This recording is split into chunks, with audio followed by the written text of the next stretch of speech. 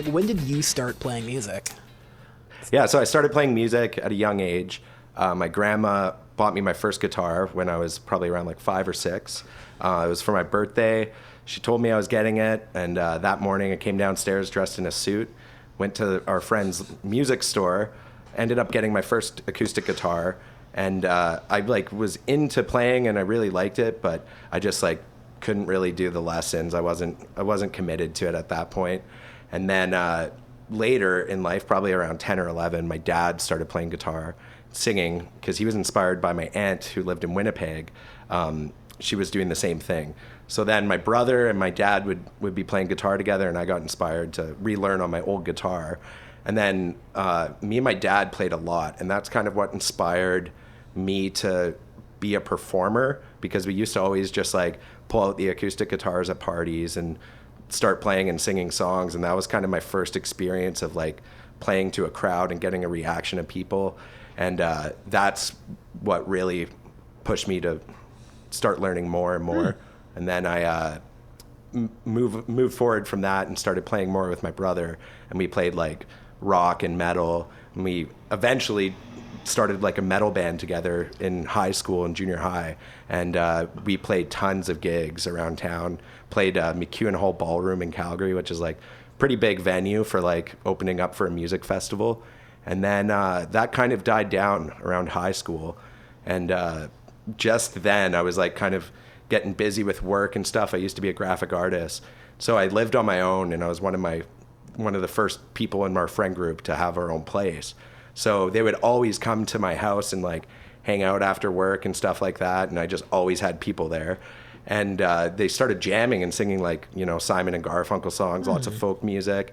And then eventually they were just always there, and kind of were like, yeah, if you pick up bass, you can join our band. So at that point, my brother had an electric bass, so I just kind of started playing around on that for a couple months. And then I realized I was like, no, I need to get a double bass, because it was kind of more in the bluegrass country realm, and it just fit well. We were doing lots of busking, so it just made sense. And from there, I switched to double bass, and that was probably around 18, 19. Yeah. Interesting. Did you find the bass spoke to you differently than the guitar did? Yeah, big time. I was always like really into kind of the rhythm side of music. I always wanted to be a drummer, but my parents like never bought me a drum kit. Loud. I totally get it now. So then when I switched to guitar, it was like I enjoyed tons of things about guitar, but definitely in my bones was like rhythm and, you know, groove. So when I started playing bass, I realized I was like, oh, that's like my whole job. And I really gravitated towards that. And then double bass itself was like, I remember questioning buying one, and I looked up just double bass solo, and I watched a Ray Brown solo and a Christian McBride solo, and I was just like, yeah, I want to be able to try to do that one day. So cool. That's really cool. Yeah. Did you like teach yourself? Did someone help you? Yeah, with bass. So I started out kind of just from what I had known playing guitar, I transferred on to bass. And then so for the first, I would say like year or so of me playing, I was just like totally self-taught, learning myself, horrible techniques and stuff.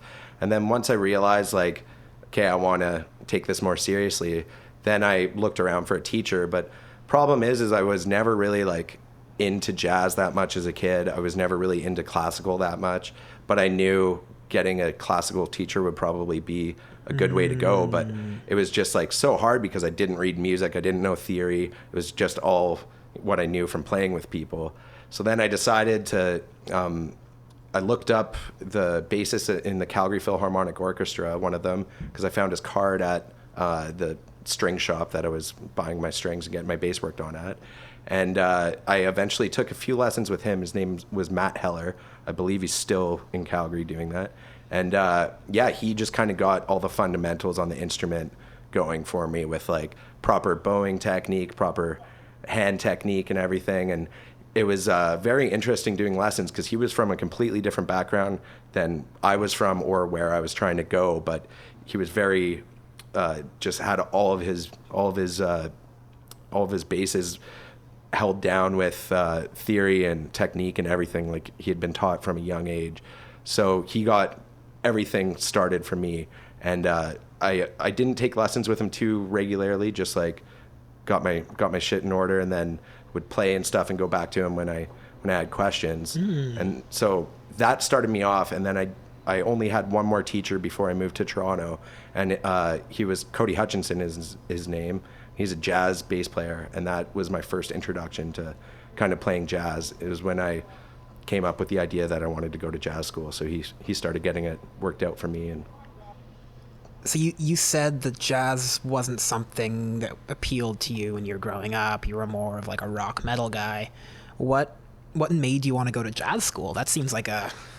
Yeah, it was interesting. So and the reason why I would say I wasn't really into jazz is because my parents weren't. So growing up around the house, it was like my dad likes lots of like 80s music, 80s rock and stuff like that. My mom listens to quite a bit of everything, but not much jazz or classical. So it was always like, rock, funk, that kind of stuff, country. And then leading up to what inspired me to play jazz was I was touring Canada with the like folk bluegrassy band I was in, which was called Rotary Park. And that was a band I ran back in Calgary that started playing bass, the band I was talking about. So we were on tour, and we were in Sudbury, Ontario, and we split the bill with this band called Hugh Jazz. And they were, it's a great name. Fuck off. Yeah. Like fucking guitar players, Mike Hawk. Like, what are we doing? Yeah. And they were like playing Django kind of tunes, and they were all in the music school in Sudbury. I forget exactly what it's called. And they were all out there. And they were just like blew my mind watching them play, and got to chatting with them, and they were like, yeah, we're all at jazz school, and like kind of introduced me to that. So I started to look into it more after that tour, and that's kind of when I was like I remember distinctly in the van driving back to Calgary being like, this is something I want to do with my life, and then setting up the plan of what would be step one to get myself to be able to audition and hopefully get into school. And that was getting lessons through Cody Hutchinson. So immediately, actually like in the van, I looked it up and sent him an email, and I think that fall I then started doing lessons. How old were you when you made that decision? That would have been, let's see. So I moved to Toronto when I was 23 or 4. So it would have been probably around 22. Oh shit. Like cool. I was touring with that band Rotary Park for like 4 years, and we came out to Toronto and did like cross Canada tours and stuff. And then after that, I was just kind of like, people in the band were taking different paths, and music was something I wanted to pursue. So that was kind of the route to do it. And yeah, must have been, I think it took about a year in total of me like doing lessons. I would have applied in December for the like pre-screen auditions, and then I auditioned that March and then moved out.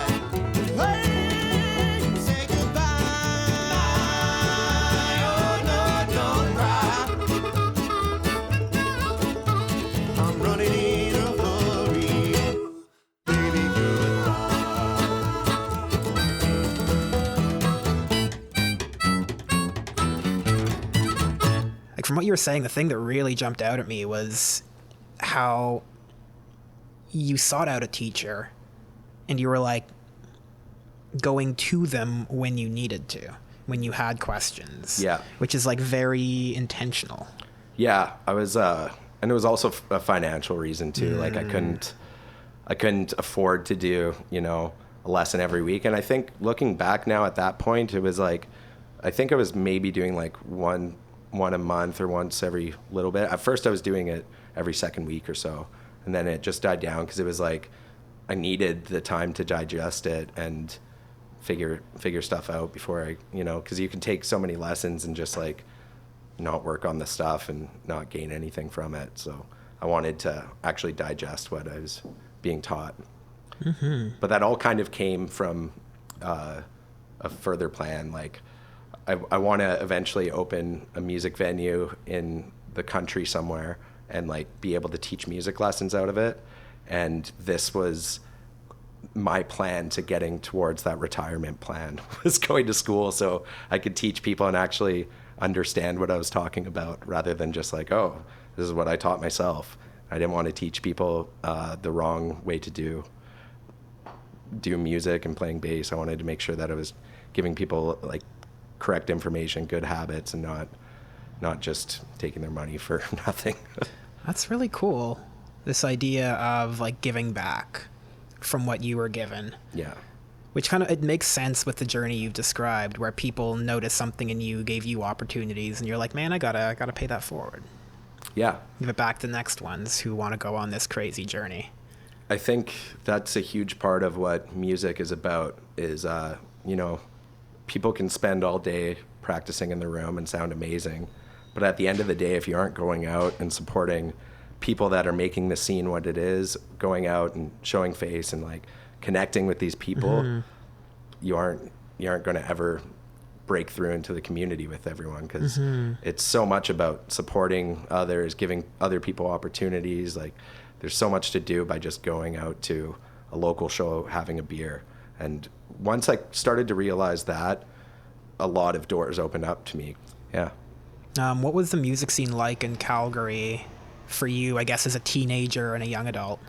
It was amazing. It was a pretty unique route about it, because essentially what happened was I quit my job as a graphic artist at like a promotional company.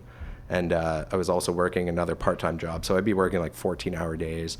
And then eventually music started to take over. And I remember distinctly one summer working through Stampede, which is like one of the biggest rodeos in the world that happens in Calgary, and getting so many gig offers that I was like, why am I working right now? I could be making way more money doing what I love. And like money aside, I would be doing what I love. So at that point, the wheels started turning of like, oh, maybe I could actually do music for a living and make some money off it. So the wheels were turning a bit. And then eventually Alex and I decided to hitchhike across Canada together. Alex Janella. You would know him from, he played in Rotary Park with me as well. And he's a violinist. And so him and I went out to Nova Scotia because the banjo player that was in our band had a cottage out there. So we went out there and spent like 2 weeks in the summer out there. And then we stopped in Montreal for another couple weeks and continued on. Should we let Prince in? Yeah, come on. Yeah, come. Oh, fuck, no. Your video in or? No, I was gonna be like, oh, one sec, yeah. Sorry guys, thank you. It's all good. Where? I'll be using the back now. And I'm shut the fuck up. Good to see you, Prince. Thanks, man. Likewise. So you got to experience a bunch of different music scenes at a young age too, across the country, which is neat. Yeah, because I think we did like 4 tours and lots of touring around Alberta. So going back to like the Calgary music scene, while I was hitchhiking across Canada with Alex, we did lots of busking, and that kind of opened the doors of like, oh, we can busk for a living in Calgary. So when we got back, we made like a pact that like we're going to do that, because Calgary has like skywalks all through the downtown that are like, they're called plus 15s. And we would just busk in there every lunch hour. So all the oil and gas businesses would be walking by, and people would hear us and then hire us to do like corporate gigs or Stampede gigs. Right. So that's kind of how that started. And that's why I say when I made like the decision to, actually check out the music scene, things started going really well in Calgary, because there's a lot of people that get caught up doing the corporate thing. And then there's like a whole group of musicians that just play, bars and music venues. There's like 3 good spots in Calgary that people tend to play a lot. So just started hanging out at those spots and getting more gigs that were outside of the corporate realm and more for people to come out and enjoy and have a good time rather than, you know, be wallpapered at a museum or something. Which still happens here as well. Yeah. So how did you end up here? Because that sounds like a great place to be. Yeah, it was really great. And the band I played in, like, we were all close friends. Like, the banjo player I was talking about, I've known since I was literally a baby. My parents and his parents are close friends, and kind of all the same. Like, we've all been friends for a long time, and just taking in that experience of like traveling the country together and seeing all these different venues and stuff was great. So it was a very hard decision for me to make, but it was one of those things where I was doing kind of all the booking for the band. So if we did a tour, I booked every single date, all that stuff. And like I said, Alex and I were busking full-time in the plus 15s, getting lots of work through that. And it just eventually got to the point where half the band had day jobs, like as a plumber and stuff like that. And then half of us were going forward doing it full-time. So it was on our last tour, and I remember just seeing that kind of division. Like, everyone was all good. It wasn't a bad time, but I just saw if I wanted to actually do music full-time, you know, put myself in a position where I could learn and gain experience and knowledge in the field, I should do that. So, and what brought me here is there's no music schools in Calgary. Right. So Calgary had a jazz program at Mount Royal University, and they just dropped it. And University of Calgary has a music program, but it's not towards jazz. And then up in Edmonton, there's like another commercial music program. And I didn't want to move to Edmonton. I was kind of just like, if I'm going to move away from home, where do I want to be in Canada? And Toronto and Montreal popped up, so I applied at McGill and U of T. And yeah. And you got into U of T, and that was it?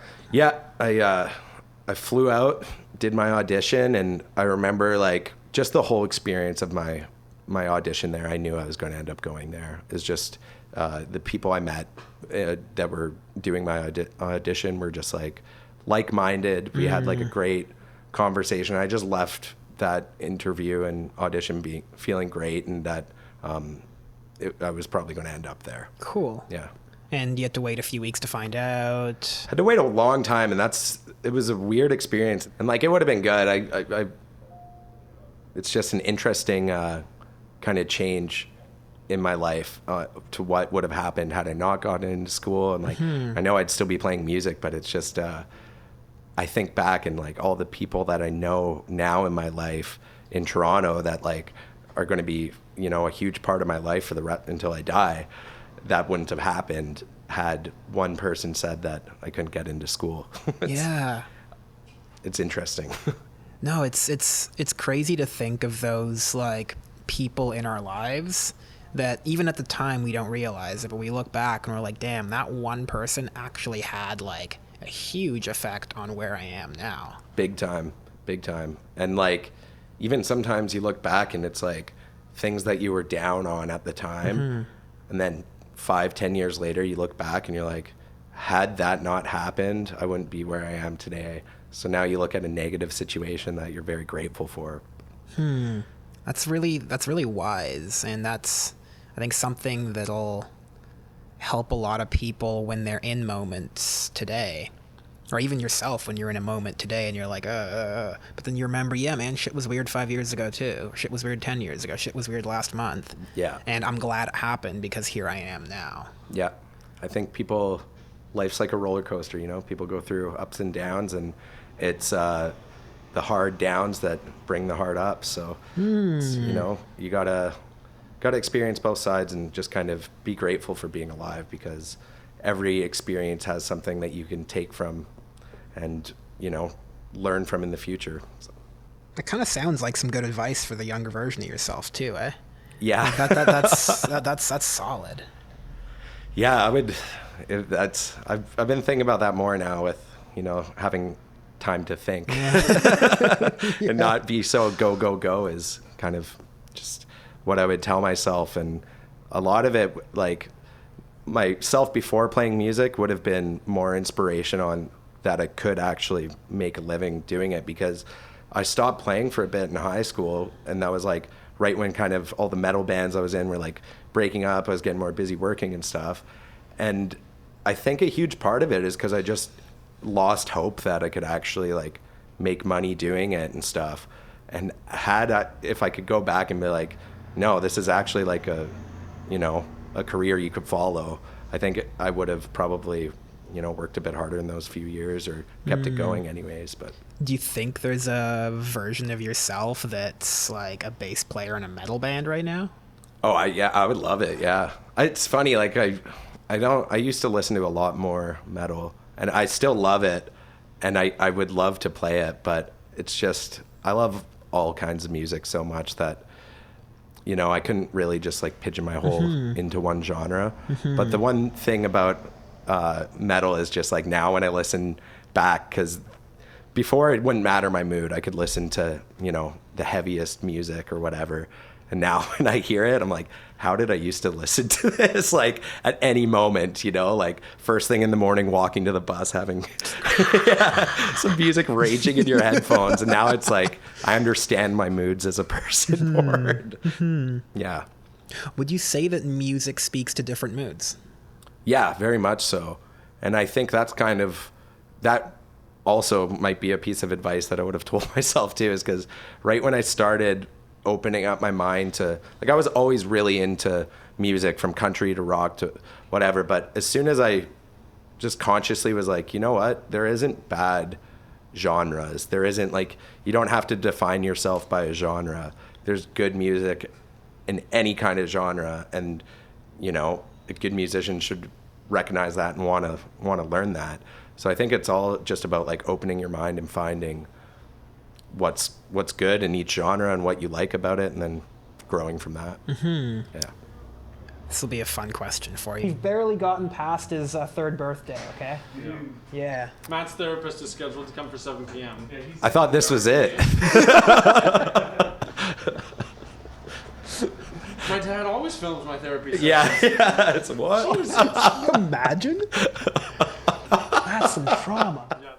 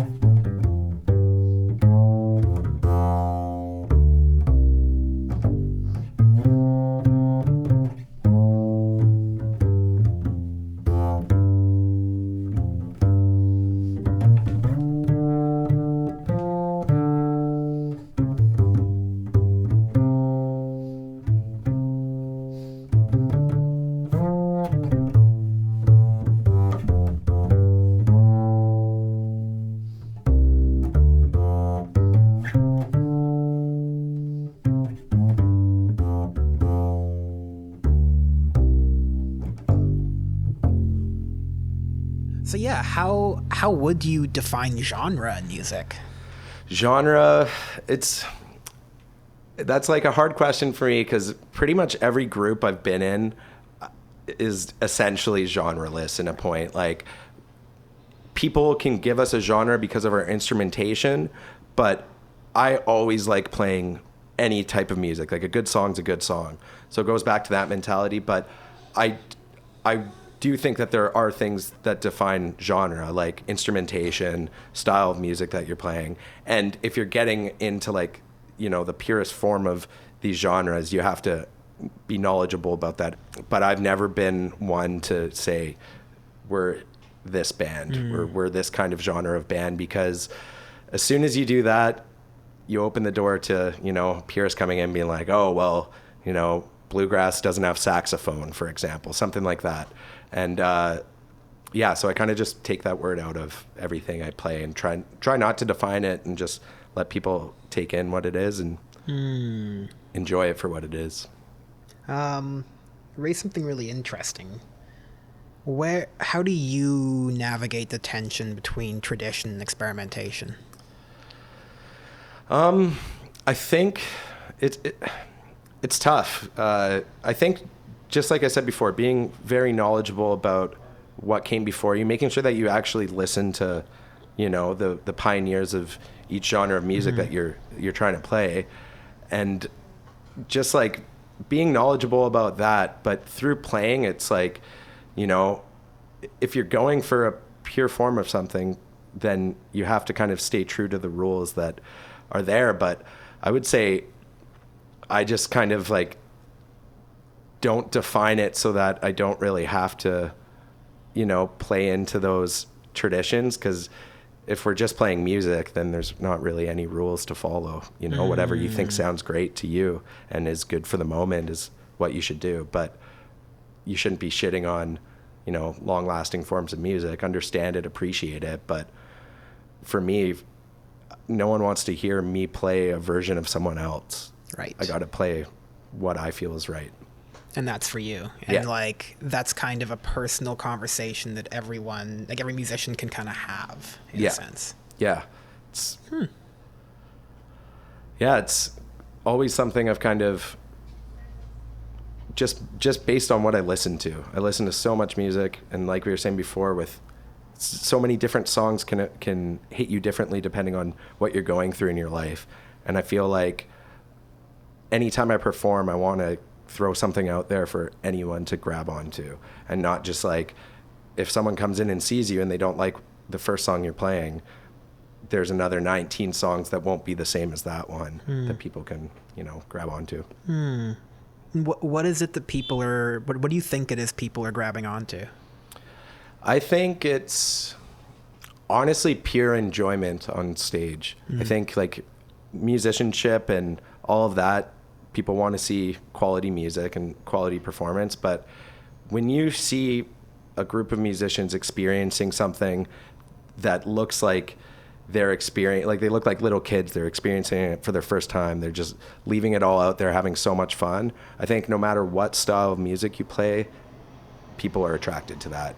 People don't go out to have a bad time. They want to, you know, see and experience something amazing. And that doesn't necessarily have to be like crazy party music or anything like that. But when you see musicians kind of in tune with each other, beyond a musical level, I think that's what is the best experience for people. Totally. What do you feel the value of live music is? I think it's extremely important, and especially through, you know, times like this, it's like it really shows you how much you love, or I can only speak for myself, how much I love that sense of community with seeing people from, you know, the sound guy at the venue to the bartenders to the Joe Blow that's always there at the same time every day having a pint, to the musicians you play with. That you can't get that through listening to, you know, iTunes or whatever. Even like listening to records, it's important and you can get so much out, but experiencing the actual culture of it is very important. And through these times, it's like really made me aware of how important that is. And as uninspiring as this time can be, it's also very inspiring to, you know, be that person to help lift spirits when people are out of lockdown. And I'm not one to really watch TV. I would say my TV experience is watching people in live settings like a bar or music venue or whatever. So I definitely miss that. No, the relationship you have with it is like, it's something you want to experience yourself, but something that you also give back, which is really powerful. Yeah, I think it's important for performers to not alienate themselves from their audience. Like, it's everybody that's making this situation happen, not just the people on stage, or not just, you know, the people who own the place. It takes people coming out, like-minded people, and sharing this experience together, because you take one link out of the chain and it's just not as strong. So. It takes a village. Big time. Yeah.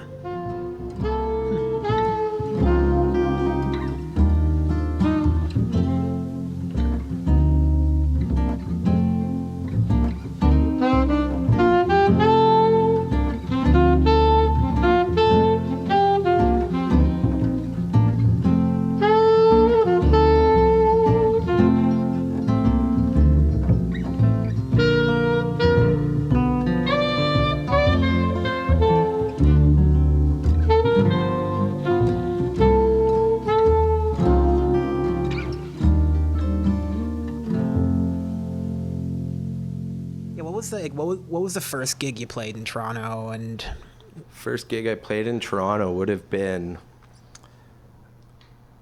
it was at Smiling Buddha. And it's funny how it worked out, because this is also like a huge look into how connected music communities across Canada truly are. And I got that experience touring, as like every city has the one or two music venues that like you kind of feel are made from the same cloth as everywhere else across Canada. And finding those places was like really inspiring and amazing. And you can make yourself a part of all these small communities across the country just by having like a few experiences there. So this all happened because a singer-songwriter, who's an amazing singer-songwriter from Winnipeg, Manitoba. His name's Richard Inman, and he's a very dear friend of mine. And he was touring across Canada, and I was just about to move to Toronto. Like, I'm talking like the next week or two from that. So I still had my house in Calgary, and he was on tour, and he called me up and needed a spot to stay. Sure enough, I'm like, yeah, I got a spot. And he was on tour with a duo called Oxford Blue, and they all ended up staying at my house, and I got jamming with all of them, and especially Oxford Blue, because they were a duo from Toronto, and finished like a great weekend with them. We were hosting kind of jams in Calgary. They would come out and play and stuff. It was a good time. And then when they were leaving, Pat Leffler, who was the singer-songwriter who ran this band, he was like, well, our bass player like left. When you moved to Toronto, would you play bass in my band? So I'm like, great, yeah, that's awesome. Like, now I have a band to play in when I go there, because I was really worried about just getting caught up in like jazz school crowd and not be able to play roots music like I love doing. So I was very happy about that. Great. And then next thing you know, I got a call on my phone, and I'm like, open it up. What the hell? Looking, it's a number from Lindsay, Ontario. I'm like, who the hell is this? But I'm moving to Ontario, so maybe I should answer if I don't know what it is. Sure enough, it was the guitar player who wasn't on tour with Oxford Blue.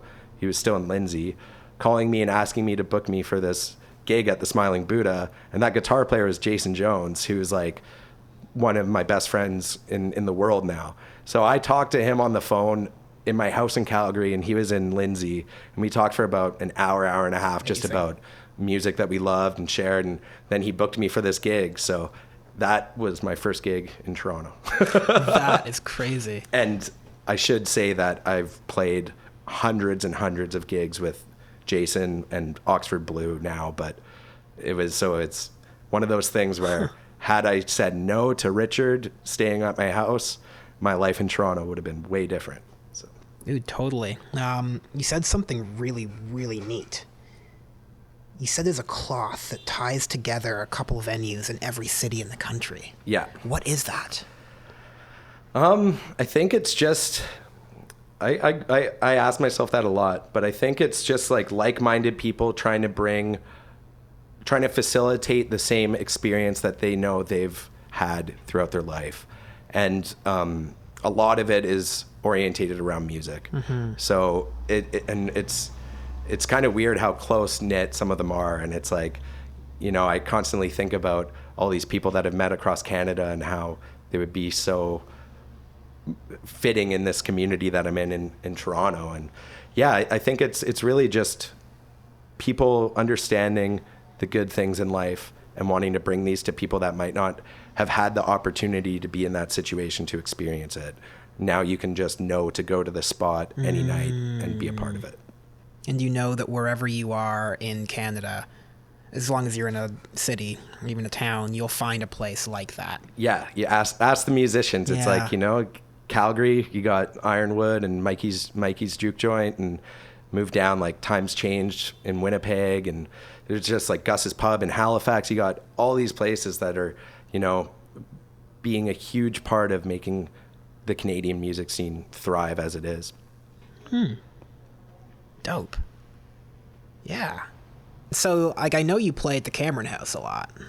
Yeah, that's a very important spot to me. And it's funny because it kind of, happened through knowing people that played there. But it was, like I said, 40 minutes ago when I understood that I wanted, because I came to the Cameron House when I was on tour from Calgary. I'd always go there and watch bands. And Jay Swinnerton was playing piano one night. Had no idea who this guy was, and I went in and was blown away. And I remember just like talking to him and being like, man, you're so amazing. Then flash forward probably 2 or 3 years, I was playing with him almost every night there. But how I kind of got into that was what I was talking about, you know, at the beginning of this interview, is I made a point to go out, buy pints, sit at the bar, and know everybody that was there. And then eventually the opportunities came for me to play there a lot. And now it's been like one of the most special places that I've been a part of, because it's just a long-lasting community of people, and you get to know people from 2 generations ahead of you that were doing the same thing you were when they were young. And it's like a really good connection, because it's, you see yourself in them, they see themselves in you, and you can both learn from each other. I think there's something special about a place that's multi-generational. Big time. That holds this knowledge and this energy for decades and shares it. Yeah. Yeah. Yeah, it's a lot like with Drom and La Palette. It's like, you know, you get talking to people like Tongi did the bar gig before Viper's Cloud was doing it. And it's like he has a whole list of experiences from his time doing that then get passed on to like younger people. And I think that's a huge part of the music community is just keeping that going for generations to come ahead. No, it's an essential part of culture. Big time. And you're like, one of the things that's really jumped out at me in this conversation is how active a participant you are, where like you're mindfully actively taking a role. You're like, no, I go to all these venues all the time just to be there, to take it in, to be part of the furniture, a part of the experience as just a customer. Yeah. And I think that's a really, really inspiring thing to hear, that all you have to do is just participate. It doesn't matter how. Like, you go there, you just sit at the bar. Yeah. You don't have to talk to anyone. No. Just sit at the bar and listen to music and like take it in. Yeah. And you become a part of that place, and you begin to realize that how the music, how it doesn't all revolve around the performer or revolve around the performers. It's everyone that makes the venue, from the door guy, like I said, to the person that's there every night sitting there.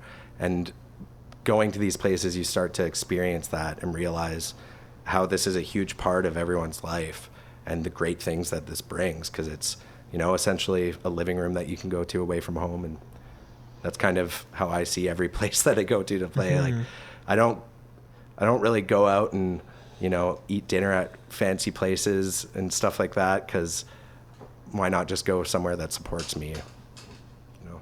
And somewhere that feels like home. Exactly. Somewhere that I'm comfortable, and I know you're going to see good people even if I show up alone. Yeah. You're going to feel like you're a part of something, so. No, the trick is just to take part. Yeah. Just involve yourself. Yeah. Physically. That's all you have to do is just be there. Be there, exactly. And when the opportunity arises itself, you'll be there to share who you are. That's all, folks.